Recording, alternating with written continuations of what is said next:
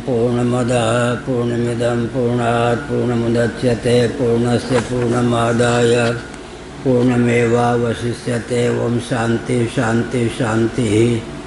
नारायणाखिल गुरो भगवन् नमस्ते शिवाय नमः। शिवलिंगाय नमः। तन्मे मनः शिव संकल्पमस्तु। सर्वे भवन्तु सुखिनः। ब्रह्मसूत्र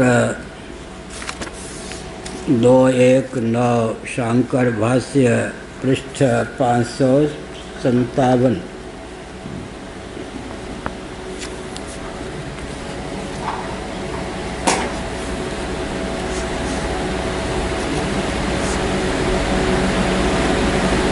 अपीतिरेव हि न संभवेत् यदि कारणे कार्यं स्वधर्मेणैवावतिष्ठेत। प्रलय ही सिद्ध न हो यदि कारण में कार्य अपने धर्मों के सहित ही विद्यमान रहे। प्रलय का अर्थ ही होता है कि कार्य अपने गुण धर्म का त्याग कर कारण रूप से ही प्रतिष्ठित रहे, अवस्थित रहे या शेष रहे। शिष्यते शेष संज्ञा श्रीमद् भागवत का वचन है। वैदिक मैथमेटिक्स में श्री भारती कृष्ण जी महाभाग ने इस सूत्र को उपसूत्र के रूप में प्रयुक्त किया है। शिष्यते शेष संज्ञा। भगवान को शेष क्यों कहते हैं? महाप्रलय में अवशिष्ट रहने के कारण। गणित में कटने पिटने से जो बच जाए उसी का नाम शेष होता है। शेष का दो अर्थ होता है। शेषी के द्वारा प्रयुक्त शेषी के कार्य की सिद्धि में उपकरण का नाम शेष है। शेषनाग जैसे कहते हैं। जहाँ शेषी शेष दो शब्दों का प्रयोग हो वहाँ शेष का अर्थ उपकारक होता है। लेकिन केवल शेष है तो शेष का अर्थ होता है अवशिष्ट। अवशिष्ट का अर्थ होता है शिष्यते शेष संज्ञा है। महाप्रलय में भी कार्य प्रपंच का विलय हो जाने पर कारण शेष रहता है। यदि कार्य अपने गुण धर्मों के सहित ही विद्यमान रहे तो उसका नाम प्रलय होगा ही नहीं।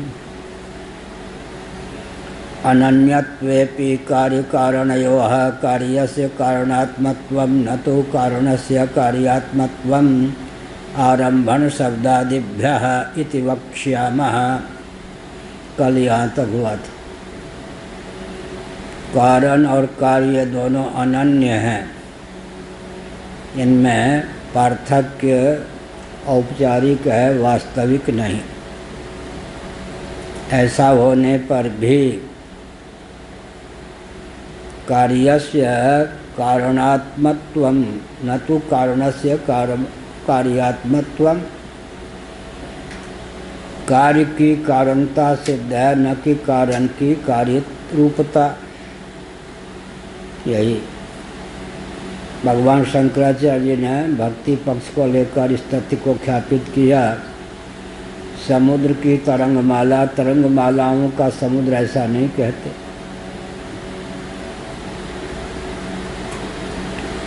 कारण कार्य रूप होता है या कार्य कारण रूप होता है तो कहा कार्यस्य कारणात्मत्वं न तो कारणस्य कार्यात्मत्वं।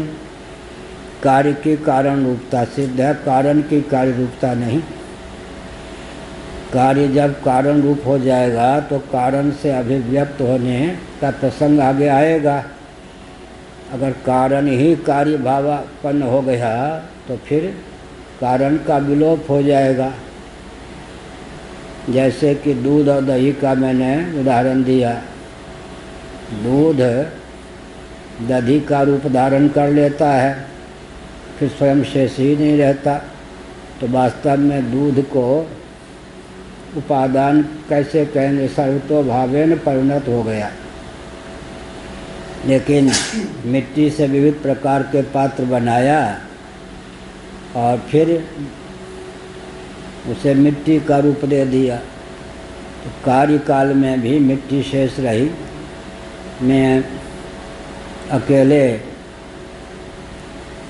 भूखे प्यासे घूम रहा था, कानपुर जिला की बात है, पैदल सूर्यास्त होने वाला था। एक जैसे इसकी चौड़ाई है टेबल की,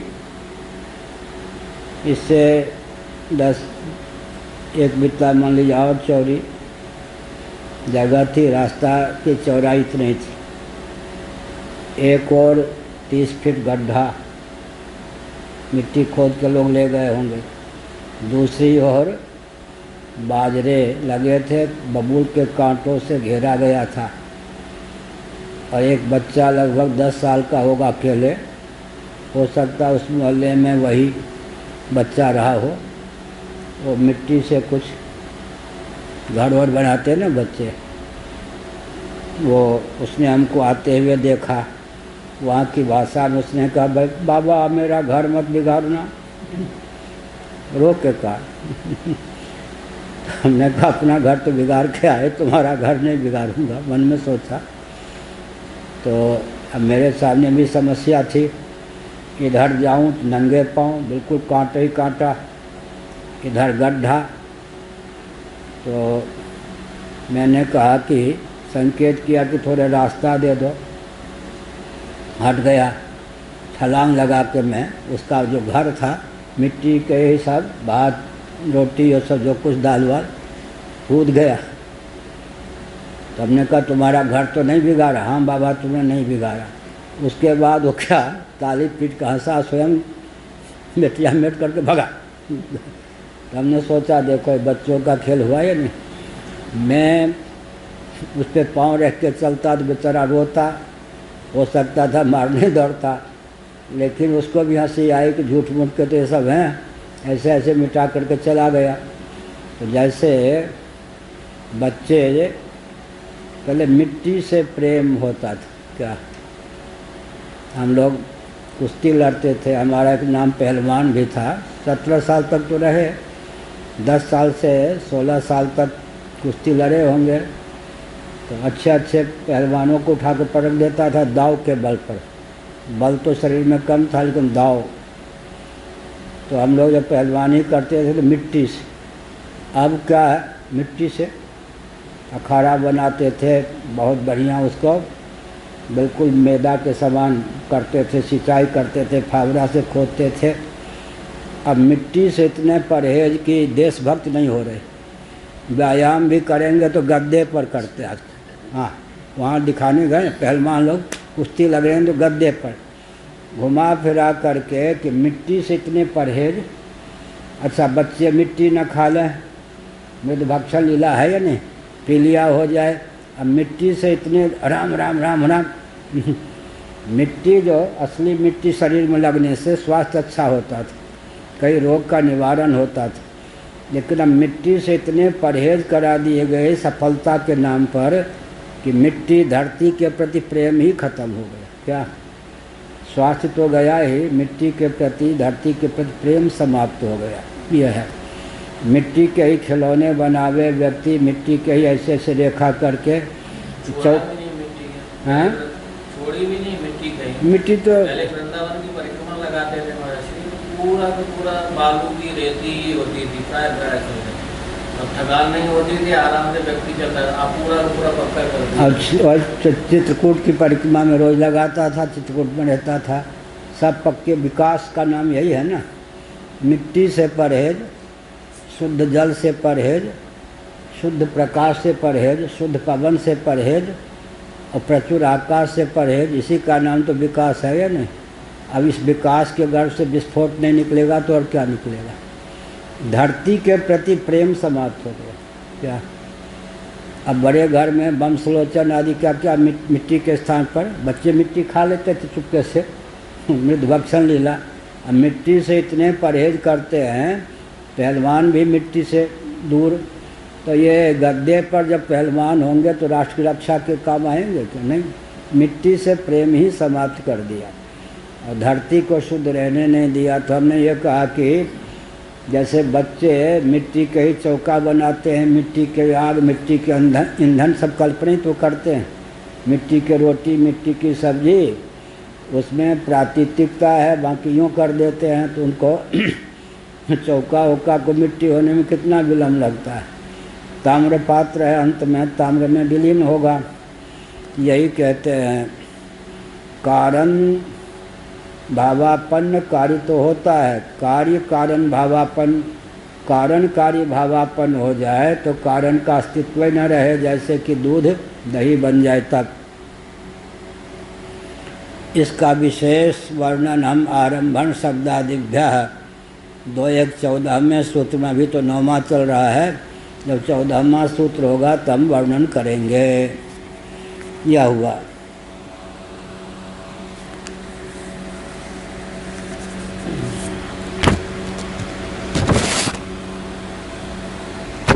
कार्य कारण भावापन्न हो जाए, ठीक है, कारण ही कार्य भावापन्न हो जाए, भावापन्न नहीं, कारण कार्य के रूप में प्रतीत होता है,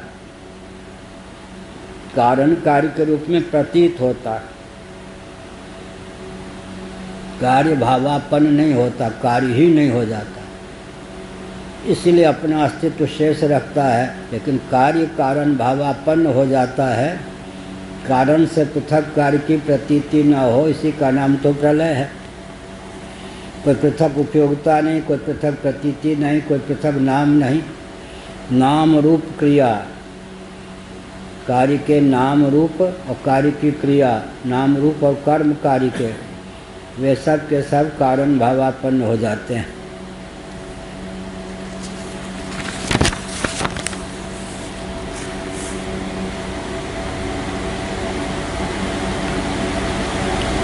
अत्यल्पम चेत अत्यल्पम चेदमुच्यते कार्यमपीता वात्मीयेन धर्मेण कारणम संसृजेत इति। पूर्व पक्ष प्रस्तुत करने वाले से कहते हैं, आपने तो बहुत कम ही कहा, आपको तो और भी आपत्ति करनी चाहिए थी, आपत्ति करने में आपने कंजूसी की। हमारे पूज्य गुरुदेव के शास्त्रार्थ की शैली विचित्र थी। पूर्वाचार्य महाभाग पद पर प्रतिष्ठित थे, स्वनाम धन श्री निरंजन देव जी महाराज। उनके शास्त्रार्थ का नियम यह था कि मंच पर बैठते थे, वो कहते थे सामने वाले को, देखो हिंदी में शास्त्रार्थ करूँगा। लोग तो जानते थे कि दिग्गज विद्वान हैं संस्कृत के, हिंदी में करूँगा क्यों कहते थे, श्रोता को अपने बस में कर लूँगा, ये मूर्ख बन के भगेगा। तो सामने वाला प्रसन्न होता था कि शायद इनके सामने संस्कृत बोलने में भूल कर जाता। ठीक, आप कहिए, पहले आपको अवसर दे रहा हूँ।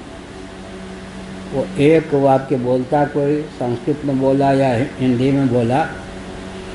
अब एक व्यक्ति एक वाक्य बोलता है, सभी शब्दों का अर्थ जानकर ही बोले, उसकी परिभाषा कर ही दे, ये तो कठिन काम है। हाँ, तो आपने यह वाक्य कहा, ठीक है ना, मैं गलत तो नहीं कह रहा हूँ, अनुवाद मैंने ठीक किया। जनता हाँ हाँ, अब इस वाक्य में जो यह शब्द है, इसकी व्युत्पत्ति कैसे हुई, यह शब्द का अर्थ क्या है, ये बताइए। उन्होंने कहा शास्त्रार्थ होना है एक एक शब्द। अरे जब आपके द्वारा उच्चारित वाक्य का एक शब्द भी आप ठीक से नहीं जानेंगे तो शास्त्रार्थ क्या करेंगे। उसका मूड खड़ा हो जाता है, भग जाता है।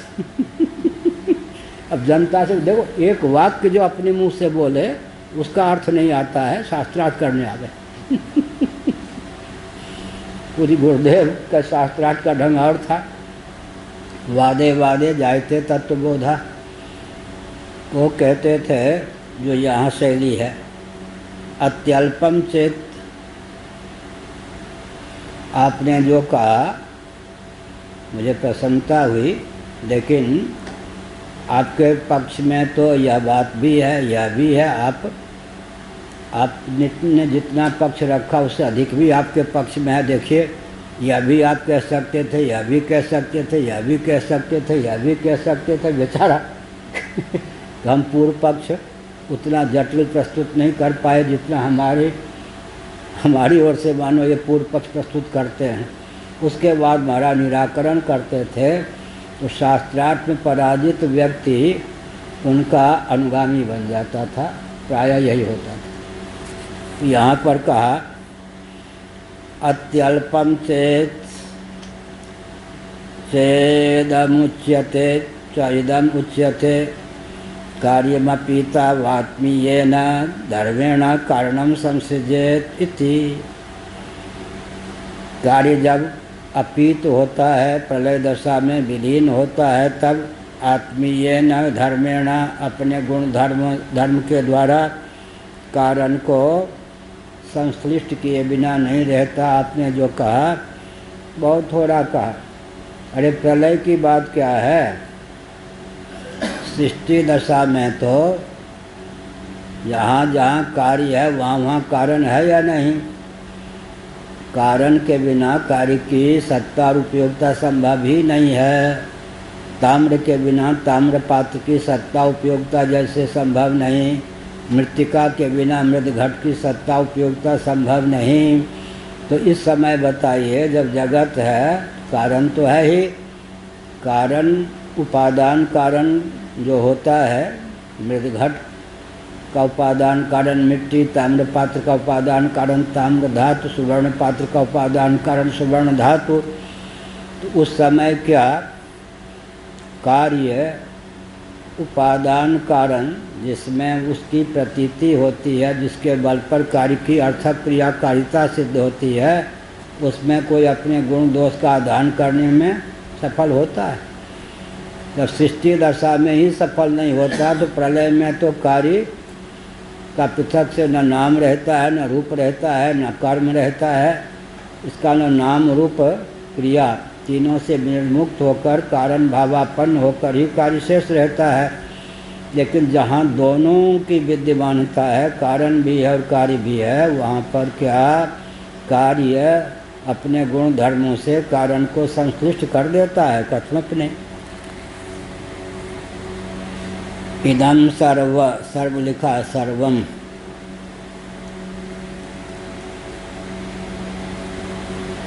यदयमात्मा बृहदारण्यक 2:4-6, आत्मैवेदम सर्वम छांदोग्य 7:25-2, ब्रह्मैवेदम अमृतम पुरस्तात् मुंडक 2:2-11, सर्वम खलुदम ब्रह्म छांदोग्य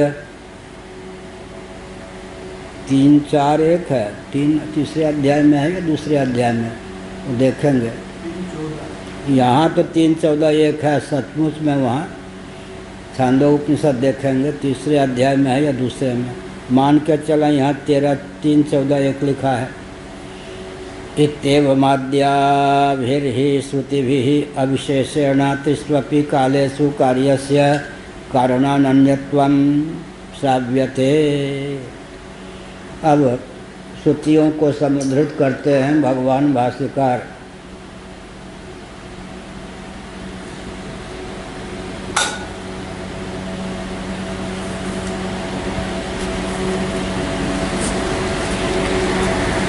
स्थिति काल में भी कार्य जो है कारण भावापन्न होकर ही अपनी सत्ता उपयोगिता को सिद्ध करने में समर्थ है। इस समय भी वास्तव में उपादान कारण ही कार्य रूप में या कार्य प्रपंच के रूप में उल्लसित विलसित है। इसमें श्रुतियाँ कौन कौन सी हैं? इदम सर्वम यदयमात्मा, इदम से पहले जो कॉमा दिया है वो उसकी तो कोई यहाँ उपयोगिता नहीं है। इन्वर्टेड कॉमा होने चाहिए, सामान्य कॉमा नहीं। इदम सर्वम यदयमात्मा, यह सर्व आत्मा स्वरूप है, साक्षात अपरोक्ष आत्मा ही सर्वरूपों में उल्लसित विलसित परिलक्षित है। आत्मैवेदम सर्वम, यह सब निस्संदेह आत्मस्वरूप ही है। ब्रह्मैवेदम अमृतम पुरस्तात्, मुंडक उपनिषद। यहाँ पहले का आत्मा, अब का ब्रह्म, अर्थात आत्मा की ब्रह्म रूपता तो सिद्ध है ही। अमृत स्वरूप जो ब्रह्म है वही सर्वरूपों में उल्लसित विलसित है।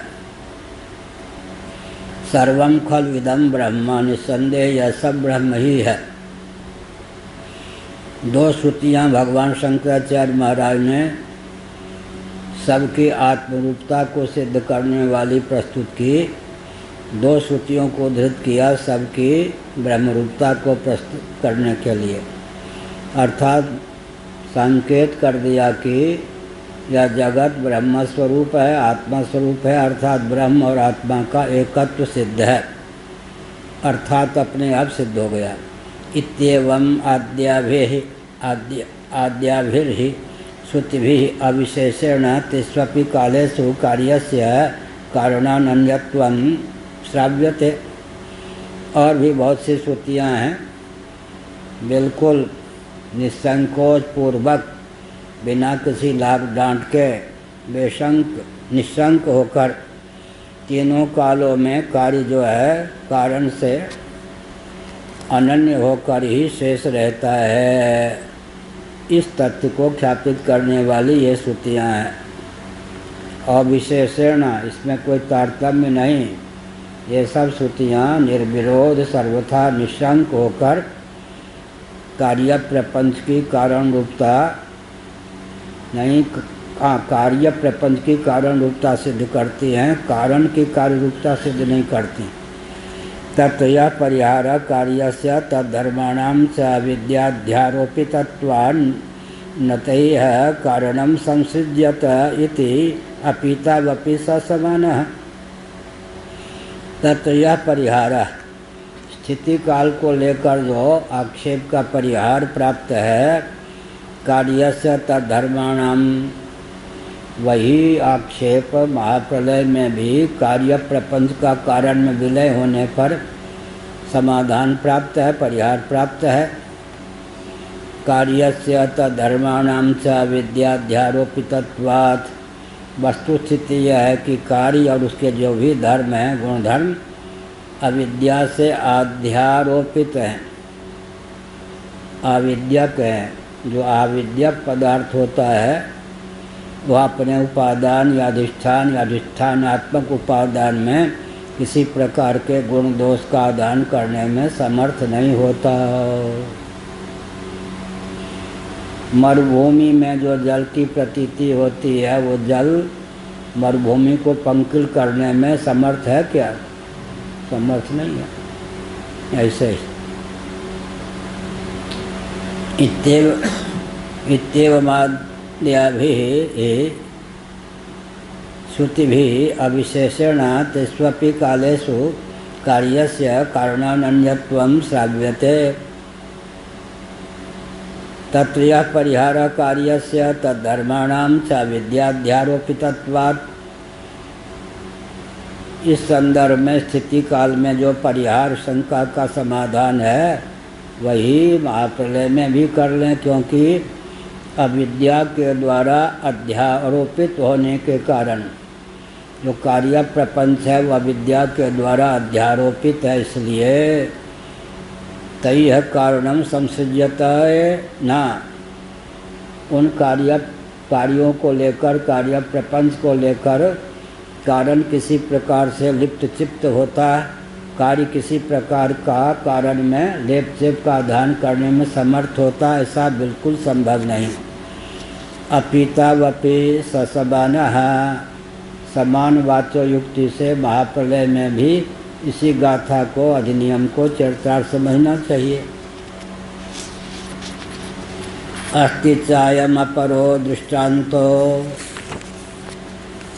इस संदर्भ में दूसरा दृष्टांत भी है, कोई दृष्टांत की कमी नहीं, अकाल नहीं पड़ा है दृष्टांत का। अस्ति च अयम अपरो दृष्टान्तः यथा स्वयं प्रसारितया मायया मायावी तिष्वपि कालेषु न संस्पृश्यते अवस्तुत्वात् एवं परमात्मापि संसार मायया न संस्पृश्यता इति। अब इंद्रो मायावी पूर्वपीयते, ये सब जैसे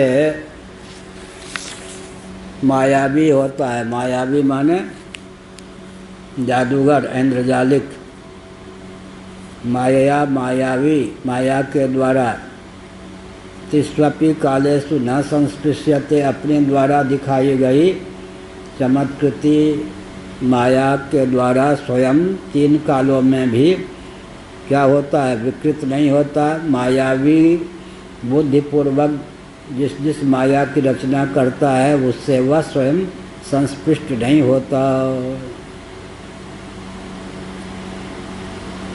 एक मायावी ने अपने को क्या किया, विशाल पीपल के वृक्ष के सारे खड़ा कर दिया। जमूरा जो था चलवा, उसे कहा क्या ऐसे कमर को बांध दे इसके साथ, वामदेव जी बड़ा सुनाते। अब वो कहा कि ऐसे करो ऐसे करो ऐसे करो, हमको कोई खिसकाने में समर्थ नहीं हुआ। सब आश्चर्यचकित है, आश्चर्यचकित क्या बात है ये। इतने में कोई एक व्यक्ति टोकरी में घास लेके आ रहा था। दैव योग से वो घास में कोई ऐसी जड़ी बूटी थी जिस पर माया का प्रभाव जो न पड़ने दे। सबने कहा अरे आओ, आपकी प्रतीक्षा थी, आप तो चले गए थे घास खेलने, देखो ये कितना बड़ा मायावी है, इधर हम लोग खिसकाना चाहते, किधर अंधे हो तुम लोग, ये तो पीपल के पेड़ से अपने को इसके कमर बांध रखे। जादूगर ने संकेत किया, जमूरा ने क्या किया, यूँ टोकरी फेंक दी, और जो दैव योग से जड़ी बूटी आ गई थी वो भी फेंक गए। नहीं, मैं धोखे में कह दिया, सचमुच से कोई तो ऐसे जड़ी बूटी से भी होते क्या, जड़ी बूटी इंद्रजालिक, इसका नाम चक्षुर्बंध, दृष्टिबंध है। कहाँ, भगवान शंकराचार्य ने अपने भाष्यों में लिखा है, इंद्रजालिक जो है चक्षुर्बंध, जादूगर जो है दृष्टि बंद कर देता है। जैसा वो दिखाने के लिए बाध्य होता है वैसा लोग देखने के लिए बाध्य होते हैं। लेकिन दर्शक तो संश्लिष्ट हो जाते हैं। भगवान शंकराचार्य महाभाग ने मांडूक्य कारिका उपनिषद के भाष्य में एक इंद्रजालिक मायावी का दृष्टांत दिया है, बहुत बढ़िया। पूज्य गुरुदेव उसमें और 4 चांद लगा करके विस्तृत करके बोलते थे।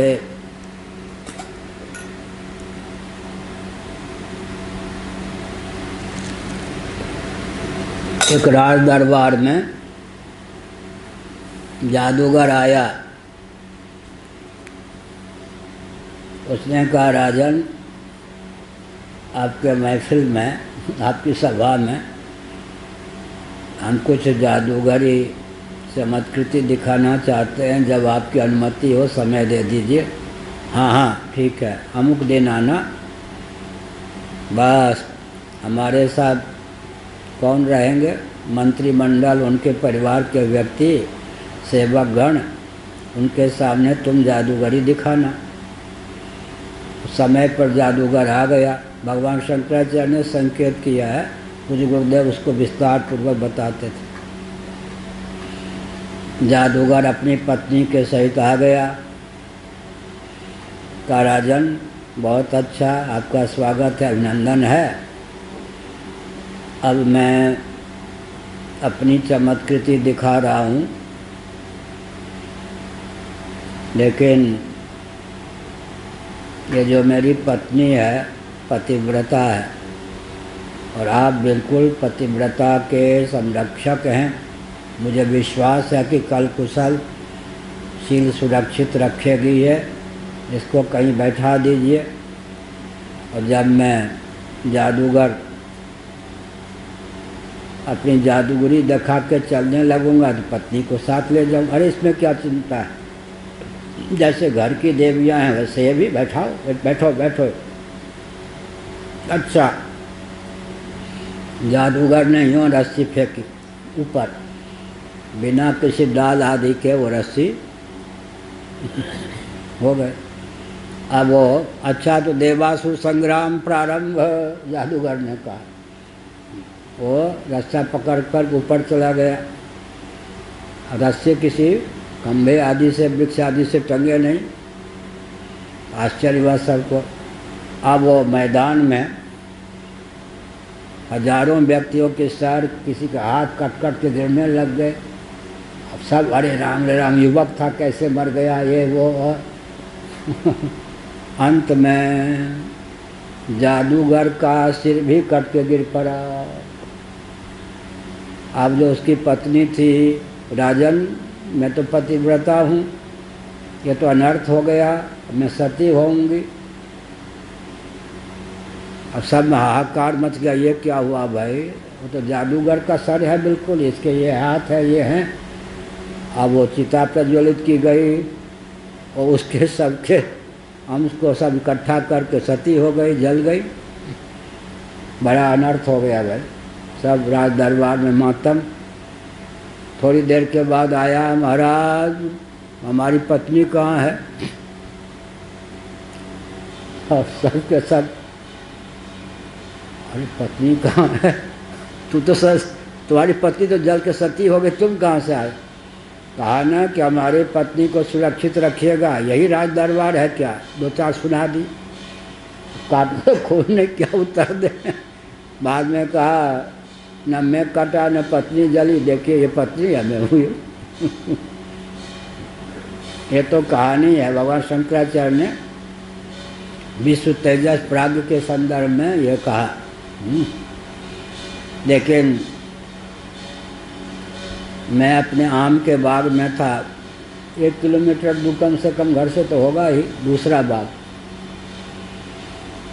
पूर्व की ओर देखें तो लगभग 1 किलोमीटर दूर उस बाग से जीवछ नाम की नदी, उसमें कोई महिला स्नान करके गीले कपड़े वही उसी तट पे छोड़ दे, नए कपड़े अपने पहन ले, तो प्रसिद्धि थी कि वो जरूर वो निपुति नहीं रहेगी, संतान उसके हो ही जाएंगे। इसलिए जीवछ नदी उसका नाम, अब है या नहीं पता नहीं। तो पूर्व की ओर देखें तो 7 किलोमीटर दूर कोई बस्ती होगी, 6-7 किलोमीटर दूर, बाकी सब जंगल ही जंगल, आम आदि के बाद। पश्चिम की ओर लगभग 6-7 फरलांग दूर बस्ती, दक्षिण की ओर कम से कम 6 फरलांग दूर बस्ती, पूर्व की ओर लगभग हमारा घर 1 किलोमीटर दूर, लेकिन बस्ती प्रारंभ हो जाए 5-6 फरलांग दूर। उस बाग में अकेले था मैं, और आम की रक्षा के लिए मचान पर बैठा था। अवस्था रही होगी अनुमान से 12। अब वो एक ब्राह्मण परिवार के साथ पानी वानी भरने वाले परिवार, शूद्र परिवार जुड़ा होता था।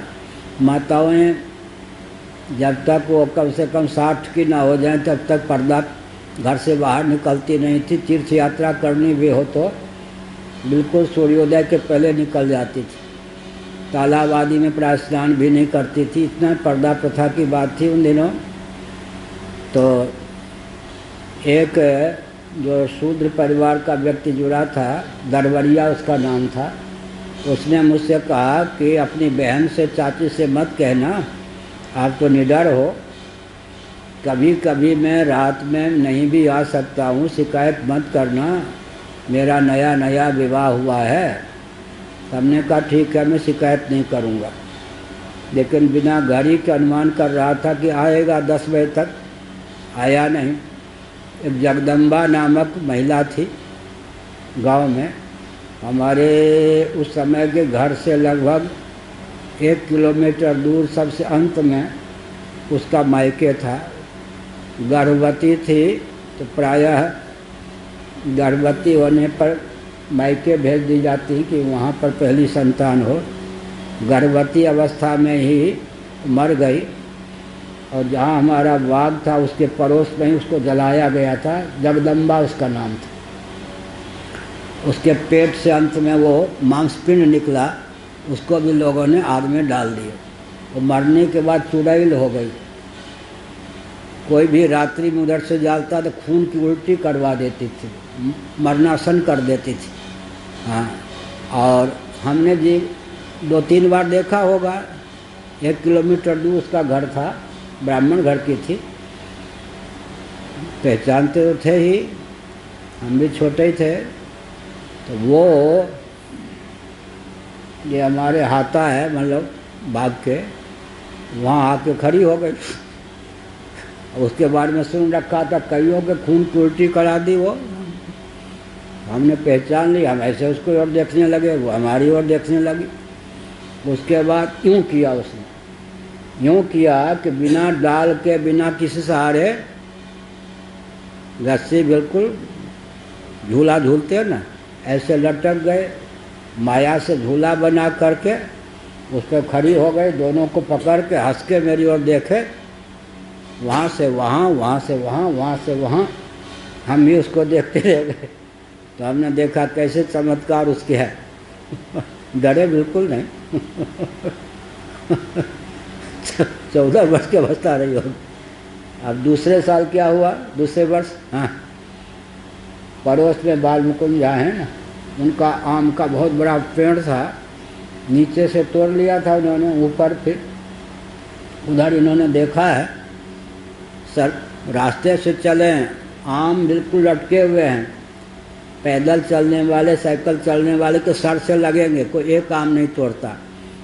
भले सोने की कोई चोरी कर ले, आम बिल्कुल नहीं तोड़ता। उधर की मर्यादा, इतनी मर्यादा से है, वहाँ की तो लालू यादव सबके कृपा से प्राय सारी मर्यादा टूट गई होगी।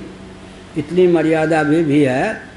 लोगों का आश्चर्य होगा, इतने इतने बड़े आम लगे हैं और ऐसे व्यक्ति सर करके चला जाएगा, एक आम तोड़ेगा नहीं। आम तोड़ना बिल्कुल पाप माना जाता है। और दूसरे गांव के कोई व्यक्ति हिंदू होगा तो नहीं तोड़ेगा। तो वो है। दूसरी बार में था, देख रहा था आम टूट रहा है। दूसरी बार में था तो फिर वो एक पड़ोसी थे लोचन झा, 4 फरलांग लगभग दूर, उनके बाग में एक खड़ी हुई महिला मिली। इतनी सी झोली, जादूगर, इतनी सी झोली, कभी उसके हाथ 50 हाथ के हो जाए, कभी डाल बिना टूटे हुए उसके झोली तक आ जाए। तोड़ तोड़ के भरती, इतनी बड़ी झोली भरी नहीं। और मैं इसको ऐसे वीर रस में देख रहा हूँ, ये क्या कर रही है। तोड़ते तोड़ते तोड़ते तोड़ते बाल मुकुंद झा जीवित होंगे, शायद आपने देखा है, महोपाध्याय के पौत्र, उनके बाग में आ गए। एक आम कैसे तोड़ने लगी, आम मुझसे कैसे रहा जाए, क्या करती है ऐ की करे छी हाँ। मैथिली में बोला, जान रहे मौत से खेलना हुआ या नहीं। उसने करके मेरी ओर देखा, मुझसे क्या रहा जाए। सिगेरी वालों से कहा था मैंने संकेत में, देखिए प्रेत को भी मैं डांट चुका हूँ, मैंने आप लोग हमको क्या बिगाड़ेंगे। मैं संकेत में मैंने कहा प्रेत को डांट चुका, मैंने कहा ऐसा डांट चुका हूँ। तो डर, अंदर से लोग बहुत डरते हैं हमसे कि तांत्रिक मांत्रिक होगा। मैंने तांत्रिक होने मांत्रिक में भगवान का भजन करता हूँ। कोई देखा है कोई कि तंत्र मन टोना टापर करते? मेरे भगवान के अलावा मैं किसी का चिंतन नहीं करता। भगवान का प्रांत देश बना रहे, इसलिए राष्ट्र का चिंतन भगवान के नाते। मेरा कोई तंत्र मंत्र से संबंध नहीं। मंत्र है तो भगवान को लेकर, कोई जादू टोना कुछ नहीं। फिर 5 मिनट बाद मुझसे क्या रहा है, क्या करती है? फिर गुर्रा के देखा, हाँ फिर भी मैं कैसे रहने वाला। तीसरी बार है क्या करती है, बड़े लाड़ प्यार से मैथिली में बोली, बच्चों तू जानता है कि मैं कौन हूँ, चुपचाप देखना हो देखता रह, खामखा अपने को संकट में डाल रहा है। मेरी क्षमता नहीं कि तुम्हारे हाथे में पाँव रख दूँ, देखना है देख तेरे मैं क्या करते हैं। हमने कहा बात तो ठीक है, कहते खामखा में उलझ रहा हूँ और झोली भरे नहीं, आम तो टूटता थोड़े होगा, वो तो माया। उसके बाद वो चलते चलते मैं भी ऐसे एकदम कहाँ जा रही है, जीवछ नदी, वहाँ जाके अंतर्धान हो गई। वो लगभग बहुत दूर जीवछ नदी ये है। यहाँ पर भूत प्रेत वाले नहीं, वहाँ तो सचमुच में योनि विशेष है। हम फिर एक साल, तीसरे साल भी कोई मर गए होंगे पड़ोसी, विनोदानंद झा के बाग में दुर्गा सप्तशती का पाठ करते हुए कोई भूत राज या प्रेत राज वहाँ से वहाँ घूमे, वो दिखाई नहीं पड़े, बढ़िया उच्चारण, वहाँ से वहाँ, वहाँ से वहाँ। मैं सोचने के लिए बाध्य हो गया, देखो दुर्गा सप्तशती का पाठ कर रहा है, ये कोई प्रेत बना हुआ व्यक्ति है, क्या हुआ होगा, कौन होगा पता नहीं। वो दुर्गा सप्तशती का पाठ करते वहाँ से वहाँ, वहाँ से वहाँ आवाज़ आवे। उसके बाद चौथे साल भी क्या हुआ, चौथे साल क्या हुआ कि वही महामहोपाध्याय के एक वृक्ष से क्या हुआ, सैकड़ों ढेले फेंके, लेकिन प्रेत का फेंका हुआ ढेला लगता नहीं है, प्राकृतिक होते कि ढेले की वर्षा हो रही है, वो सब भी देखा। यहाँ भूत प्रेत की चर्चा नहीं है, यहाँ है माया मायावीत स्वपि कालेषु न संस्पृश्यते अवस्तुत्वात् एवं परमात्मा अपि संसार माया न संस्पृश्यता इति। मायावी जो स्वयं माया दिखाता है, दर्शक विमोहित हो सकते हैं, शोक मोह को प्राप्त हो सकते हैं, आश्चर्यचकित हो सकते हैं। मायावी स्वयं अपने द्वारा प्रस्तुत माया से बनता नहीं, तीनों कालों में असंस्पृष्ट रहता है। अवस्तुत्वाद को कि उसकी दृष्टि में वो माया अवस्तु होती है। एवं परमात्मा भी संसार माया न संस्पृश्यता इति। इसी प्रकार परमात्मा भी माया के द्वारा सब कुछ रच देते हैं, लेकिन स्वयं संस्पृष्ट नहीं होते। मायावी की माया जैसे उसे संलिप्त करने, मोहित करने में समर्थ नहीं, वैसे ही भगवान अपनी माया के योग से संसार की संरचना कर देते हैं, तनिक भी लिप्त चिप्त नहीं होते। यथा च स्वप्न दृगेकः स्वप्न दर्शन मायया न संस्पृश्यता इति प्रबोध संप्रसादयोः अनन्वागतत्वात् यथा च स्वप्न दृगेकः। अब कहते भगवान की बात ऐसी होती होगी, भाई हमारे जीवन में तो ऐसी बात संभव नहीं है। लीजिए अपना ही उदाहरण बनाकर देते हैं, आप लीजिए। स्वप्न दृगेकः स्वप्न दर्शन मायया न संस्पृश्यता इति। स्वप्न में हजारों दृश्य दिखाई पड़ते हैं, लेकिन स्वप्न का जो दृष्टा होता है उससे क्या लिप्त चिप्त होता है। एक वो होता है स्वप्न में जो भ्रम होता है कि एक व्यक्ति कोई खड़ा हो गया, जिसमें हमारी आत्मबुद्धि होती है, संस्मरण कोई क्या देते हैं, आज स्वप्न में बहुत कष्ट हुआ, बहुत सुख हुआ, ये सब स्वप्न में जो वासना की प्रगल्भता से हमको एक शरीर प्राप्त होता है, बाकी अन्य शरीर और दृश्य होते हैं वो नहीं। सकल स्वप्न प्रपंच का जो साक्षी होता है, दृष्टा होता है, वो स्वप्न प्रपंच से तनिक भी लिप्त चिप्त नहीं होता। अधिष्ठानात्मक और मनोयोग से स्वप्न प्रपंच का उपादान होता है। स्वप्न का उपादान कौन होगा? सुरेश महापात्र जी। ठीक। नींद तो आज नहीं आ रही ना। यथा च स्वप्न दिगेका स्वप्न दर्शन मायया न संस्पृश्यता इति। एका क्यों कहा? स्वप्न साक्षी तो एक ही होगा। स्वप्न प्रपंच में विविधता होगी। पृथ्वी, जल, तेज, वायु, आकाश, दिक्, काल, स्थावर, जंगम, प्राणी, अनुकूल प्रतिकूल घटना सब।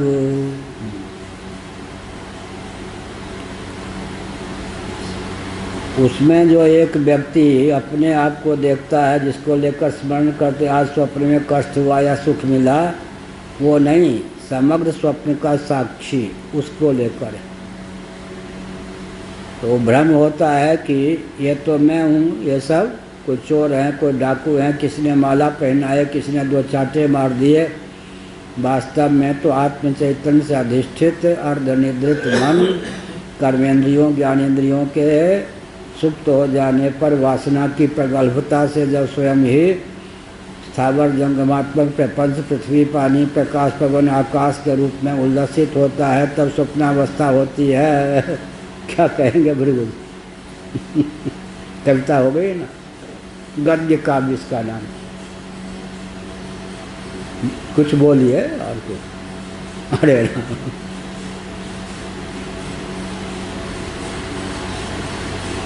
आत्म चैतन्य से अधिष्ठित मन कर्मेंद्रियों ज्ञानेंद्रियों के सो जाने पर स्वयं अर्धनिद्रित होता है।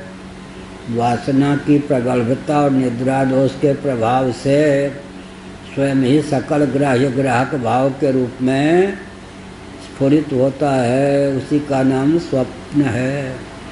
आत्म चैतन्य से अधिष्ठित अर्धनिद्रित मन वासना और निद्रा दोष की प्रगल्भता प्राप्त होने पर कर्मेंद्रियों ज्ञानेंद्रियों के सुप्त हो जाने पर भी जब स्वयं ही सकल स्वप्न प्रपंच के रूप में ग्राह्य ग्राहक भाव के रूप में स्फुरित होता है, तब उसका नाम स्वप्न होता है। हाँ, कविता हो गई। कहाँ से बोले?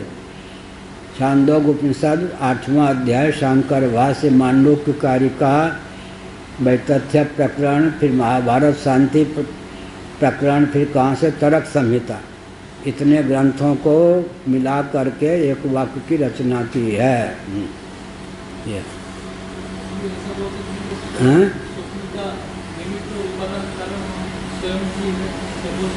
मन के मनोद्वार से, मन के योग से, मनोयोग से। आप हैं या नहीं पता नहीं। आपके स्वप्न का उपादान अली मियाँ होगा, कोई कौन होगा? इसीलिए तो पहले मायावी का उदाहरण दिया गया, फिर भगवान का उदाहरण दिया गया। अब हो सके मायावी के जीवन में यह चमत्कार होता होगा, भगवान के जीवन में यह चमत्कार होता होगा, हमारे जीवन में तो नहीं है। तब शंकराचार्य ने कहा आप भी जब सोते हैं, हम भी जब सोते हैं, माने स्वप्नावस्था हमको जब प्राप्त होती है, तब स्वप्न में जितना प्रपंच होता है, स्वप्न साक्षी उससे अलिप्त रहता है या नहीं? स्वप्न साक्षी। और स्वप्न टूट जाने पर स्वप्न प्रपंच कहाँ जाके कहीं दिखता है क्या? पृथ्वी कहाँ चली गई, जल कहाँ चला गया, स्वप्न का तेज कहाँ, वायु कहाँ, आकाश कहाँ, शत्रु कहाँ, मित्र कहाँ, स्थावर जंगम प्राणी कहाँ? मन से प्रकट हुए, सब मन में ही समाहित हो गए। और मन से भी अलिप्त, स्वप्न प्रपंच से भी अलिप्त, मनोद्वार से। मन ही स्वप्न का कौन होता है? उपादान।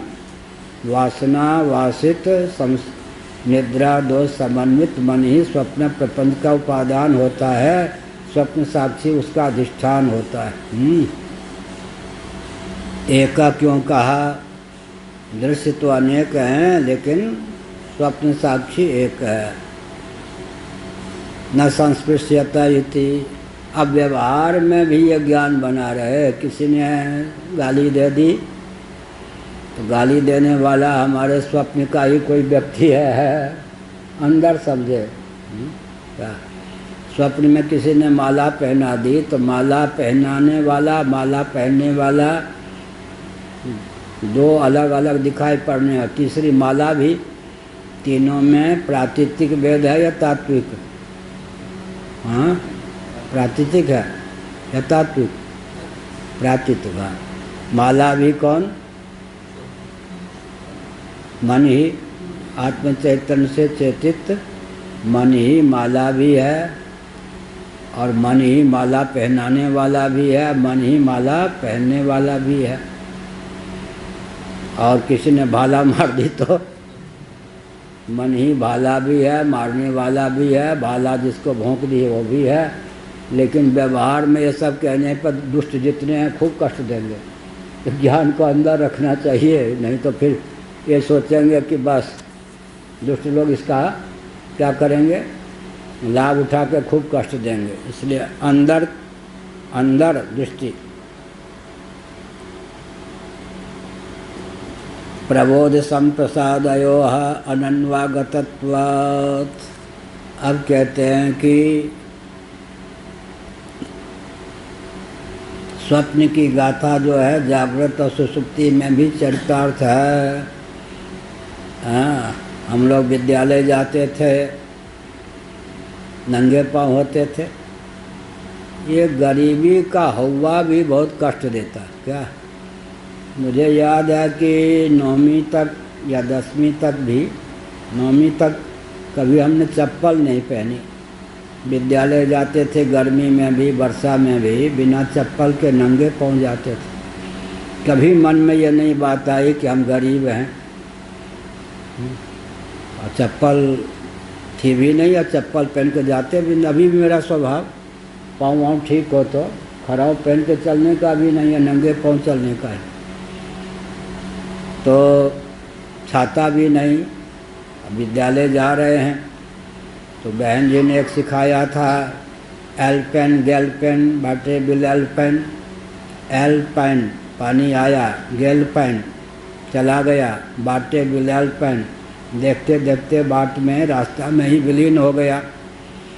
कहा कि जब विद्यालय जाते समय वर्षा हो तो ये मंत्र पढ़ते जाना। हमको क्या मालूम कि मंत्र है या नहीं, बच्चे थे। और कोई छाया मिल जाए तो रुक भी जाना। घर की ओर आ रहे हो तो इस मंत्र को पढ़ते जाना। एल्पेन गेलपेन बाटे बिल एल्पेन कहाँ से लिया ये? मात्रा स्पर्शा तु कौनते या शीतोष्ण सुख दुखदा आगमा पाइनो नित्याष्टाम तितिक्षस्व भारत। और गीता के दूसरे अध्याय का श्लोक है। और इसको बढ़िया माताओं ने अपने शब्दों में कैसे ढाला। एल्पेन गेलपेन बाटे बिल एल्पेन, पानी आया पानी गया, रास्ते में ही देखते देखते विलीन हो गया। तो क्या हुआ? दृष्टा वर्षा का भी, गर्मी का भी, सर्दी का भी दृष्टा एक है। ऐसे ही स्वप्न साक्षी जो है वही जागृत का भी साक्षी है, वही सुषुप्ति का भी साक्षी है। तो जागृत अवस्था आती है जाती है, स्वप्नावस्था आती है जाती है, सुषुप्ति अवस्था आती है जाती है, लेकिन वो तो कूटस्थ बना रहता है। कूटस्थ कूटस्थ लोहार के जो आयरन होते हैं ना, सुनार के, ऐसे कूट वत स्थित कूटस्थ ऐसे हुआ। 9 बजे माया मात्रम एतत् यत् परमात्मनोवस्था त्रयात्मनावभासनम रज्ज्वा इव सर्पादिभावे नेति। यह सब माया मात्र ही है जी। ये जो परमात्मा स्वरूप प्रत्यगात्मा आत्मा को जागृत स्वरूप सुषुप्ति की संपलब्धि होती है। रस्सी में मानो सर्प धारा माला भूषित दंडादि परिलक्षित हों, ठीक इसी प्रकार स्वप्नाधिष्ठान भी वही, जागर का अधिष्ठान भी वही, सुषुप्ति का अधिष्ठान भी वही होता है। तो ये तीनों अवस्थाएं ऐसे ही समष्टि में कभी उत्पत्ति, कभी स्थिति, कभी समृद्धि का क्रम चलता रहता है। आत्म तत्व अधिष्ठानात्मक ज्यों के त्यों बना रहता है। यत्रोक्तम वेदांतार्थ संप्रदाय विद्भिः आचार्यैः अत्र युक्तम। इस संदर्भ में अपने गुरुदेव के गुरुदेव का संकेत किया। वेदांतार्थ संप्रदायविद, वेदांत माने उपनिषद, इसके जो परंपरा प्राप्त विधा है ज्ञान विज्ञान देने की संप्रदाय, तो अच्छी प्रकार जानने वाले ब्रह्म विद्या संप्रदाय कर्तृभ्यः वंशर्षिभ्यः नमो महद्भ्यः। नमो ब्रह्मादिभ्यो ब्रह्म विद्या संप्रदाय कर्तृभ्यः वंशर्षिभ्यः महद्भ्यः। बहुत बढ़िया। गौड़पादाचार्य जी के लिए कहा वेदांतार्थ संप्रदायविद भी आदर के लिए बहुवचन का प्रयोग है। गौड़पादाचार्य महाभाग ने गौड़पाद की कारिका में एक विचित्र बात है, आगम प्रकरण पर जो कारिका है, मांडूक्य उपनिषद में तो कुल 12 मंत्र है, लेकिन आगम प्रकरण पर जो गौड़पाद जी की कारिका है, वैष्णव लोग उसको मूल ही मानते। ये बहुत ऊंची बात। मांडूक्य उपनिषद में 12 मंत्र नहीं वो मानते। क्या मानते हैं? गौड़पादाचार्य जी ने 6ठे मंत्र से व्याख्या जो शुरू की है, कारिका लिखी, वो कारिका को वो मनुष्य विरचित, आचार्य विरचित न मान के श्रुति ही मानते। इतना गौड़पादाचार्य का महत्व था कि आगम प्रकरण की जो व्याख्या उन्होंने की, मूल उपनिषद, मूल जो 12 मंत्रों की व्याख्या की है, उसमें जो उन्होंने कारिकाएँ रची न, कारिका के माध्यम से व्याख्या की। भाष्य तो शंकराचार्य ने लिखा, उनका आगम प्रकरण में जो कारिकाएँ गौड़पादाचार्य जी के द्वारा विरचित हैं, वैष्णवाचार्य कहते ये मूल श्रुति ही है, गौड़पादाचार्य किसी व्यक्ति के द्वारा विरचित नहीं। इतना समादर उनका। हाँ। और जब वो भगवान शंकराचार्य के पास सुन रहे ना स्वामी जी, गौड़पादाचार्य प्रकट हुए, हाथ में माला जप रहे थे, मुँह ऐसे। आजकल गौड़पादाचार्य जी के नाम पर व्यक्ति भजन छोड़ देते, सन्यास। भगवान शंकराचार्य के पास उनके गुरुदेव जब प्रकट हुए, दर्शन दिया, हाथ में माला जप करते हुए आ रहे थे, वो ये सब था। आज उनके नाम पर भजन ही जब कैसे करें भाई? और जिन्होंने गौड़ मांडूक्य कारिका की रचना की, वो आदि शंकराचार्य के सम्मुख प्रकट हुए तो जप करते हुए। हो गया आगम विद। क्या कहा? अनादि माया सुप्तो यदा देवा प्रबुध्यते संप्रदाय विद्भे। कितना पवित्र शब्द था संप्रदाय। आजकल सांप्रदायिक हैं लोग जी, पहले गुण था ना सांप्रदायिक। संप्रदाय विद जो नहीं होगा, गुरु परंपरा से, अनादि गुरु परंपरा से जिसको ज्ञान विज्ञान नहीं प्राप्त होगा, उसके ज्ञान विज्ञान का महत्व ही कुछ नहीं है। संप्रदाय माने सम्यक प्रकार से शास्त्र सम्मत परंपरा की विधा से जिसको ज्ञान विज्ञान प्राप्त है, संप्रदायवित्। आजकल निंदा है, ये प्रशंसावाचक शब्द, इसको निंदा में समेट लिया आजकल। अनादि माया सुप्तो यदा जीव प्रबुध्यते अजमनिद्रम स्वप्न मद्वैतम बुध्यते तदा। अनादि जो माया है, उसी के कारण जो सुप्त अप्रबुद्ध है, ऐसा जो जीव जब प्रबुद्ध हो जाता है, आत्मा को अज अनिद्र अस्वप्न अद्वितीय समझ करके, तब क्या होता है? प्रबुद्ध होता है, माया से पारंगत होता है। गौड़पाद जी की कारिका 116 आगम प्रकरण, इसको वैष्णव लोग जो है गौड़पादाचार्य विरचित नहीं, मूल उपनिषद ही मानते हैं। ओम पूर्णमदः पूर्णमिदं पूर्णात् पूर्णमुदच्यते पूर्णस्य पूर्णमादाय पूर्णमेवावशिष्यते। ओम शांति शांति शांति ही।